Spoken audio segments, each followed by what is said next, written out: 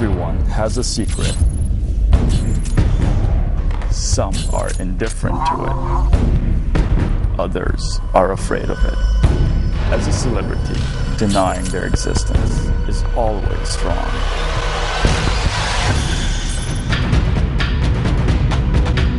It's a matter of time before they make it to our files.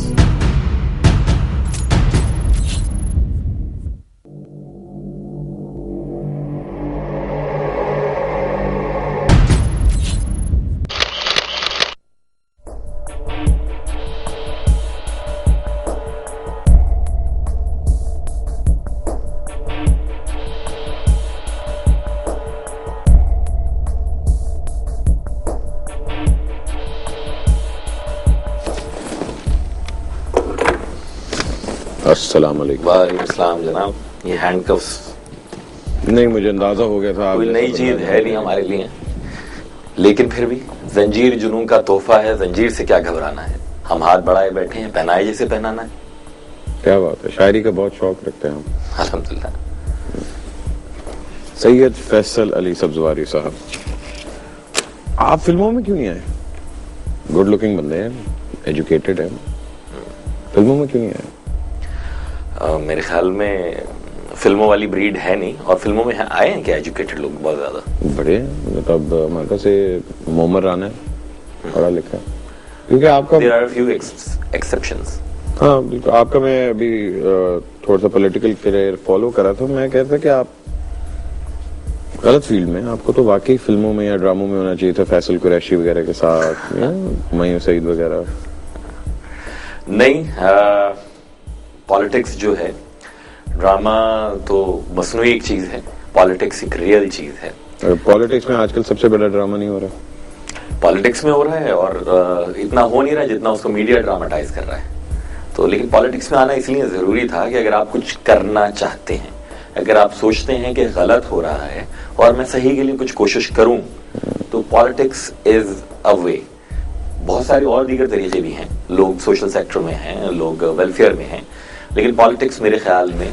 आप क्यों आए? मतलब माशाल्लाह माशाल्लाह बड़ा हेफ्टी आपका एजुकेशन करियर है, और ऊपर से आपने सीए भी किया हुआ। मैं जी चार्टर्ड अकाउंटेंसी का भी फाइनलिस्ट हूँ, और मेरा इकोनॉमिक्स और बिजनेस फाइनेंस मैंने पढ़ी है।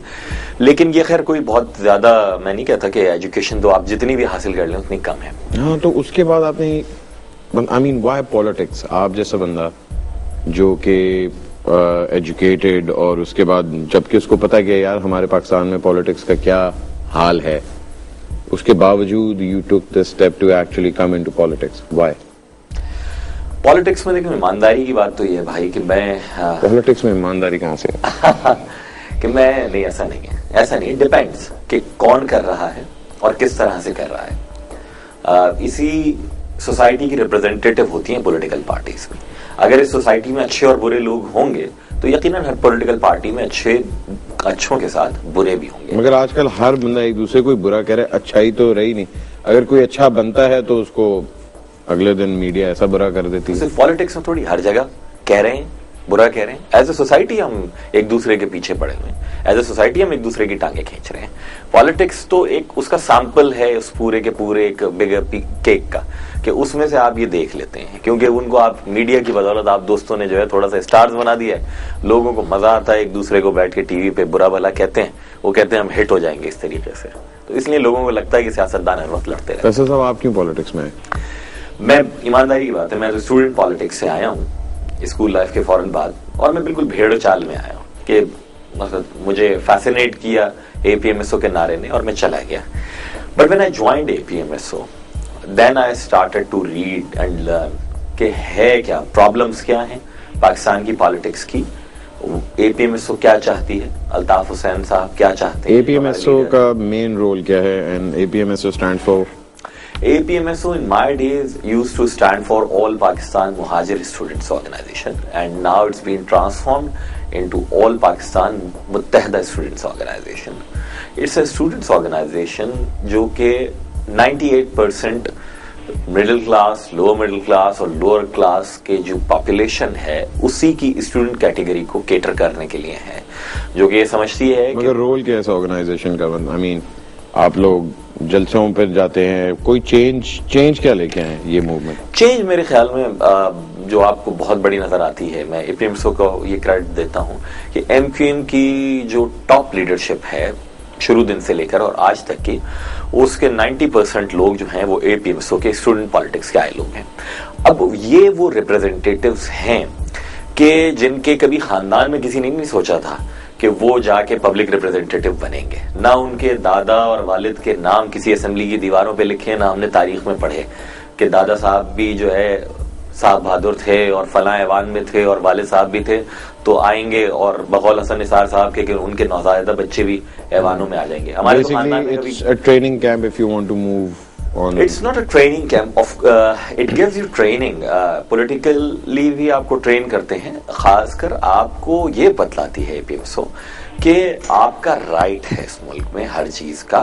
यहाँ जो प्रिविलेज्ड क्लास है सारी की सारी चीजें उसी के लिए महदूद नहीं है, बल्कि असल हुक्मरान इस मुल्क की अक्सरियत है। अगर डेमोक्रेसी है तो फिर जो अक्सरियत है, जो 98% हैं, जो कि लेस प्रिविलेज्ड क्लास है, अंडर प्रिविलेज्ड है, उसका राइट है, right to govern and right to rule. और ये फैसले आप लोग करते हैं कि हु गेट्स टू रूल और who not gets to rule? नहीं, within the party are you talking? नहीं, पाकिस्तान की बात है। पाकिस्तान में तो भाई हम तो सिर्फ समझ लीजिए कि बहुत थोड़ी सी एक परसेंटेज जो है सिंध के जो अर्बन सेंटर्स हैं, मेनली हमारा इलेक्टोरल वोट तो वहां पर है, लेकिन पाकिस्तान की जो मेजर पॉपुलेशन है क्योंकि वो रूरल एरियाज में से है, तो अभी तक यहाँ तो I don't call it democracy, यहाँ तो फ्यूडलिस्टिक काइंड ऑफ डेमोक्रेसी है। डेमोक्रेसी तो एक बैनर हो गया जिसपे हम लोग ठीक ठाक पैसा जनरेट कर लेते हैं और हम लोग एक चीज को प्रोटेस्ट करें, डेमोक्रेसी डेमोक्रेसी, मगर डेमोक्रेसी का तो मीनिंग ही नहीं हम लोगों को पता। बिल्कुल नहीं पता। और मैं ये कहता हूं कि डेमोक्रेसी अगर एक आम आदमी ये तवक्को करे कि सिर्फ इलेक्शन में लाइन लगाकर वोट डालना और उसके बाद हुकूमत आ जाना और हुकूमत जो अक्सरियत जिसकी हो वो हुकूमत करे, ये डेमोक्रेसी है तो नहीं, ये तो नहीं है डेमोक्रेसी। क्योंकि जब मैं एक वडेरा हूं, मैं एक चौधरी हूं और मेरा जो वोटर है वो मेरा पीजेंट और फार्मर है, जिसको मैंने साल की अनाज और गंदुम भी गिनकर देनी है अपनी जमीनों पर काश्त करने के लिए, तो मैं ये कैसे डेयर कर सकता हूं कि मेरी कोई भी पॉलिटिकल आइडियोलॉजी हो या मुझे उस वडेरे का कितना भी बड़ा कैरेक्टर पता हो कि ये सही आदमी नहीं है, कोई हिम्मत कर सकता है उसके खिलाफ वोट देने का? नहीं कर सकता। क्यों करेगा? उस बेचारे की रोजी रोटी बंद हो जाएगी। एग्जैक्टली, रोजी रोटी से क्या, उसका खानदान को जन बच्चा कोलू पिलवा दिया जाएगा जनाब। ये है, इसलिए it's a feudalistic democracy, it's not a democracy. Pakistan को अब किस तरह बेहतर बनाना है जबकि आप अंदर से ही डिवाइडेड है? ये इस एक्सट्रीम पे भी मामला चले गए हैं, ये तो बहुत अफसोस की बात है अगर इस एक्सट्रीम पे भी चले गए हैं। आप पे इल्जाम ये भी लगा हुआ है कि जी आप बोलते बहुत है, ठीक है जी, मगर करते कम है। सियासी गुफ्तगू से परहेज करें।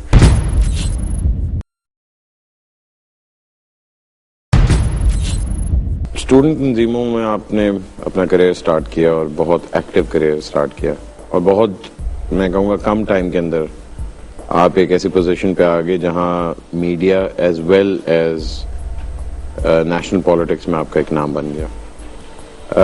उसके बावजूद हर आए दिन अखबार में स्टूडेंट्स क्लैशेस का सुनने को मिलता है कि जी यहाँ इतने बंदे मारे गए, वहाँ इतने बंदे मारे गए।